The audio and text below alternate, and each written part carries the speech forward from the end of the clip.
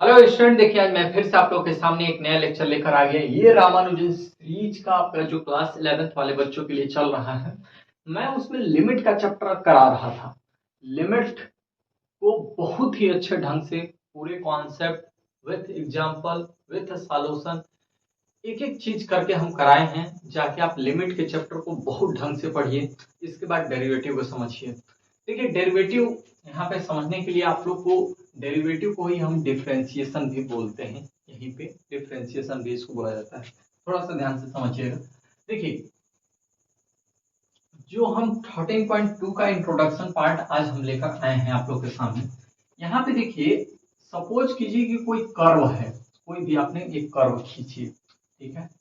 आप क्या जब स्ट्रेट लाइन पढ़ रहे होंगे तो उसमें टेंजेंट निकालना सीखे होंगे। टेंजेंट तो मान लीजिए यहाँ पे x1 y1 था और यहाँ पे आपका x2 y2 था।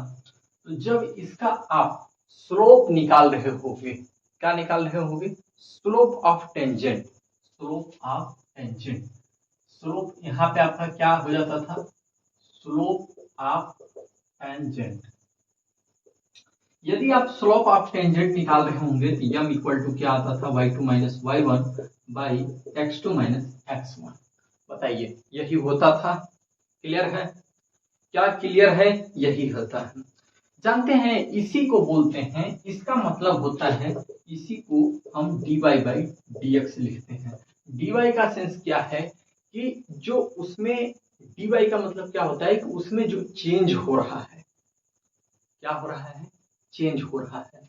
dx का मतलब क्या है कि x में जो चेंजिंग हो रही है उसी को हम यहाँ पे dx बोलेंगे।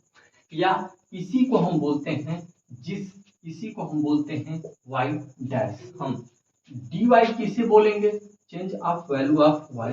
dy equal to change of value of y। And dx किसको बोलेंगे बाबू? Change of value of x।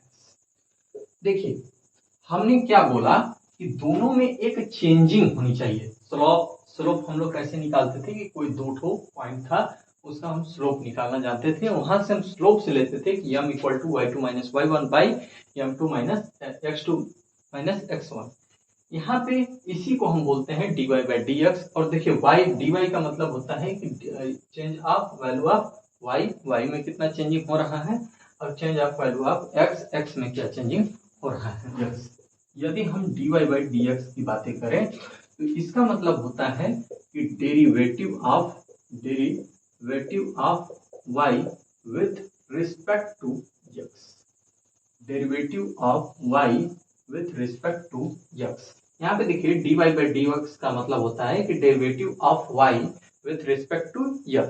Clear है? हमारे पास यदि dy बाई dx है, du बाई dv है, dz बाई dx है, क्या हम इसे क्या बोलेंगे? इसे हम बोलते हैं y डैश।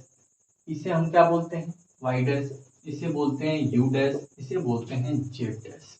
इसी को हम डैश के फॉर्म में बोल देते हैं। एक चीज और समझिएगा, किसी का डिफरेंशिएशन आपको करना है, किसी भी चीज का, माने किसी भी क्वेश्चंस का।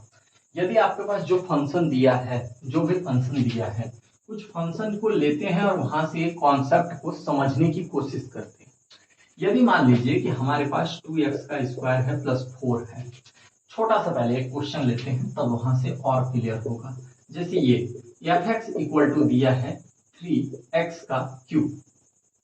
सॉरी, x का क्यूब पहले लीजिए, यहीं से हम लोग समझते हैं। देखिए इसका एक फार्मूला होता है कि यदि a के पावर n है, इसका d बाई डी एक्स, इसका d बाई डी एक्स क्या होगा? तो n a के पावर n माइनस वन होता है। यदि आप इसका डिफरेंशिएशन करेंगे तो n a के पावर n माइनस वन होगा। यहाँ पे आप देखेंगे कि यदि हम इसका डिफरेंशिएट कर रहे होंगे, डिफरेंशिएशन इसका करेंगे, तो देखिए क्या होता है? n a के पावर n माइनस वन। तो n आपका यहाँ पे क्या है? 3 है बाबू। n की वैल्यू क्या है? 3 है।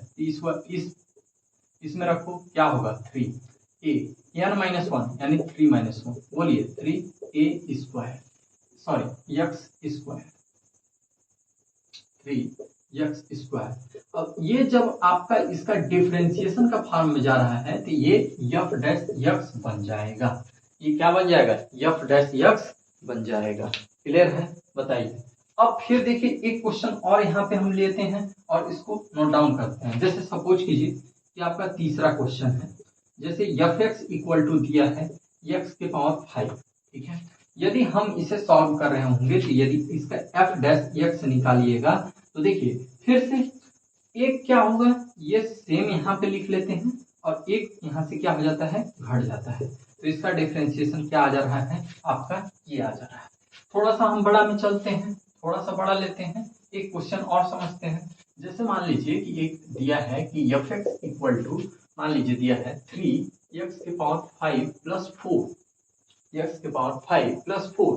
यदि आप इसका डिफरेंशिएशन करेंगे तो F dash X equal to 3। अब देखिए ये तो 3 तो जस्ट का तस हो जाएगा आपका, ये 5 यहाँ पे 5, अब एक्स के पावर 5 में से 1 माइनस करोगे तो क्या आएगा 4।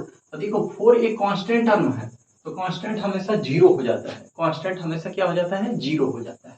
देखो बाबू, तो 5 3 15 और एक्स के पावर 4, यदि इसका आप डिफरेंशिएट कर रहे होंगे तो क्या आ रहा है, ये आ रहा है। बातें कुछ समझ में आ रही हैं, कॉन्सेप्ट भी क्लियर हो रहा होगा, कुछ चीजें यहाँ तक हमने समझा।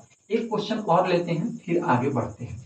जैसे सपोज कीजिए कि कोई फंक्शन आपका दिया है 4 एक्स के पावर 4 प्लस 3 एक्स का क्यूब प्लस 4 एक्स प्लस 5। कुछ बड़ा क्वेश्चन दे दिया है, हमें हड़बड़ाना नहीं है, कोई डरने की जरूरत नहीं है भैया, कुछ करने की जरूरत नहीं है। क्वेश्चन को थोड़ा देखते हैं। यदि हमें एफ डैश एक्स फाइंड मुझे करना है, ध्यान दीजिए, एक यदि पावर में है जो कांस्टेंट टर्म है उसको जस्ट के तस लिखेंगे, लेकिन जो आपका यहाँ पे देख रहे होंगे कि जो 4 है एक यहाँ पे आता चला जाएगा और ऊपर वाला मान क्या होता चला जाएगा, घटता चला जाएगा। यदि सपोज कीजिए कि यहाँ नेगेटिव होता तो वैल्यू क्या हो चल जाते, बढ़ती चली जाती। एक क्वेश्चन अभी उसको भी लेते हैं। तो 4 इंटू 4 एक्स के पावर 3 और 3 इंटू 3 एक्स के पावर 2, 4 इंटू एक्स के पावर 1 हो जाएगा। अब देखिए कांस्टेंट टर्म आपका 0, यानी 16 एक्स का क्यूब 9 एक्स का स्क्वायर और 4 एक्स के पावर। अब कहोगे कि सर यदि तुम ले रहे हो कि फंक्शन एक्स की डिफरेंशिएशन बताओ, तो भाई एक्स की डिफरेंशिएशन, एक्स के पावर कितना है तो 1 है, तो क्या होगा 1, एक्स के पावर 1 माइनस 1, 1 एक्स के पावर 0, तो इसकी वैल्यू कितनी हो जाती है, 1 हो जाती है। भैया हम इसी तरह से किसी भी क्वेश्चन को क्या करते हैं, कर लेते हैं, ठीक है। इसी को हम क्या बोलते हैं, एफ डैश एक्स, यहाँ पे तुम्हारा क्या होता चल आ जाएगा। एक छोटा सा बातें कुछ क्लियर हो रही हैं, कुछ क्लियर हो रहा होगा, जरूर कमेंट में बताया कीजिए कि इससे आप लोग थोड़ा सा यार हम मोटिवेट होते हैं और आप लोग के लिए कुछ कर पाते हैं, ठीक है। तो थोड़ा बताया कीजिए कि सर इसमें हाँ यहाँ पे सही हो रहा है। चलिए एक क्वेश्चन और लेते हैं। यदि सपोज कीजिए कि कहीं नेगेटिव दे दिया तो क्या करेंगे, यदि सपोज कीजिए कि कहीं नेगेटिव दे दिया तो वहां पे हम क्या कर रहे होंगे, तो थोड़ा सा इसको भी ध्यान देने की जरूरत है, ध्यान दीजिए थोड़ा सा। यदि सपोज कीजिए कि 4, यदि हम चौथा क्वेश्चन ले रहे होंगे, F X equal to X के पावर -5 दिया है, तो इसको हम कैसे करेंगे, ठीक है। देखिए हमारा फार्मूला होता है ए के पावर एन, ए के पावर एन माइनस 1, यही होता है, ठीक है। या एक्स के पावर लगा लो भैया, कुछ भी लगा लो, एक्स के पावर एन क्या होगा, एन एक्स के पावर एन माइनस 1, यही होगा, लिख लो, सिंपल सी बात। तो देखो यार, तो यहाँ पे तुम्हारा क्या है, तो -5 है भाई एक्स, और देखो एन यहाँ पे एन है, तो -5 और -1 हो जाएगा, यानी -5 एक्स के पावर 6। बातें क्लियर हो रही है, कॉन्सेप्ट भी क्लियर होगा, बात भी क्लियर होगा, बहुत चीजें क्लियर हो गई। हाँ सर, एक चीज और समझते हैं सर, कुछ मैं इंट्रोडक्शन इसलिए इसमें थोड़ा थोड़ा चीजें को कवर कर रहा हूं ना, ये देखिए यदि हम एक क्वेश्चन और लेते हैं। यदि देखिए जैसे मान लीजिए कि लेट y इक्वल टू दे रखा है x का cube plus 4y plus x या z यहाँ, ठीक है। यदि हम इसका x के सापेक्ष डिफरेंशिएशन करेंगे, यदि हम इसका x के सापेक्ष डिफरेंशिएशन करेंगे, ध्यान दीजिए, यदि हम इसका x के सापेक्ष डिफरेंशिएशन करेंगे तो क्या लिखेंगे, dy बाई dx। ठीक है, x के जब भी सापेक्ष डिफरेंशिएशन होगा तो सिर्फ इसको अप्रोच करेगा, बाकी सभी कांस्टेंट टर्म हो जाएंगे, जीरो हो जाएंगे, क्योंकि ये y है रे, ये z है, खत्म। तो क्या होगा बोलिए, इसका डिफरेंशिएशन 3x का स्क्वायर, यहाँ पे y है, यह भी जीरो, यह भी जीरो, इन कांस्टेंट में चले जाएंगे, ये यहाँ पे जीरो हो जाएंगे। ठीक है, यदि इसी को हमें बोल दिया कि भैया बताओ कि dy बाई dz क्या होगा, ये टर्म और ये टर्म भी जीरो हो जाएंगे, तो बचेंगे क्या, तो जीरो प्लस जीरो, तो z का डिफरेंशिएशन यहाँ पे क्या हो जाएगा, 1 हो रहा हो। यदि हमें डिफरेंशिएशन करना है dy by dx of sine x, तो साइन x का डिफरेंशिएशन होता है cos x। ठीक है, dy by dx cos x, कुछ ट्रिग्नोमेट्री का हम डिफरेंशिएशन यहाँ पे निकाल रहे हैं, जो कि आप लोग को अभी क्या होगा, जब देखेंगे तो वो आसान होगा।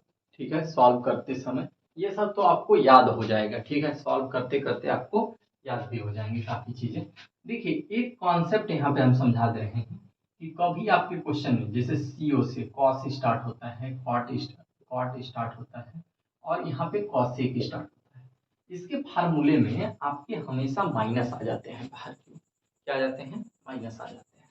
देखिए, cos x का डिफरेंशिएशन क्या होता है, तो cos x का डिफरेंशिएशन होता है माइनस साइन x।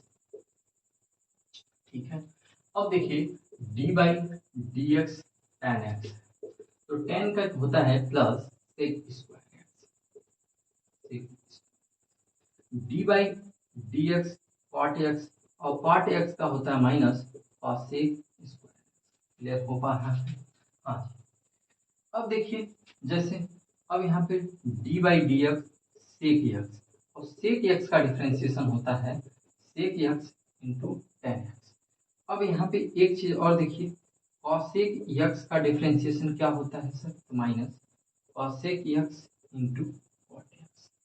इसी तरह से हम इसका डिफरेंशिएशन यहाँ पे निकाल रहे होते हैं।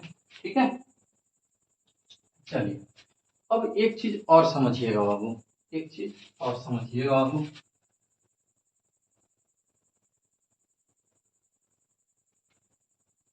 यहाँ पे एक चीज और समझिएगा बाबू। देखिए, हम कुछ डिफरेंशिएशन इस टाइप से होते हैं, मल्टीप्लाई फॉर्म डी भी दो फंक्शन, तो इसको हम मानते हैं फर्स्ट, इसको मानते हैं सेकंड फंक्शन। तो इसमें क्या होता है ना, इसका एक फार्मूला ही हम बता रहे हैं। ठीक है, तो इसे बोलते हैं पहला into differentiation D by D x दूसरे का, प्लस दूसरा क्या है, फिर डी बाई डी एक्स पहले का। ठीक है, इसी तरह से एक ये फार्मूला हो जाते हैं। एक फार्मूला और होते हैं, यदि किसी भी फंक्शन, जैसे आपका यही है D by D x, you और भी के फॉर्म में हम, यानी वो डिवाइड फॉर्म में, जब ये मल्टीप्लाई फॉर्म में होता है तो ऐसे करते हैं, यदि यही डिवाइड फॉर्म में होता है तो इसका फार्मूला क्या होता है, हर गुणे जो आपका नीचे वाला हर है, फिर अंश का डिफरेंशिएशन, प्लस फिर अंश गुणे हर का डिफरेंशिएशन बाई आपका क्या है, भी स्क्वायर। यही तुम्हारा क्या होगा बाबू, आंसर हो जाता है। यही तुम्हारा क्या होता है बाबू। इसी तरह से किसी भी क्वेश्चन को हम क्या कर रहे हो,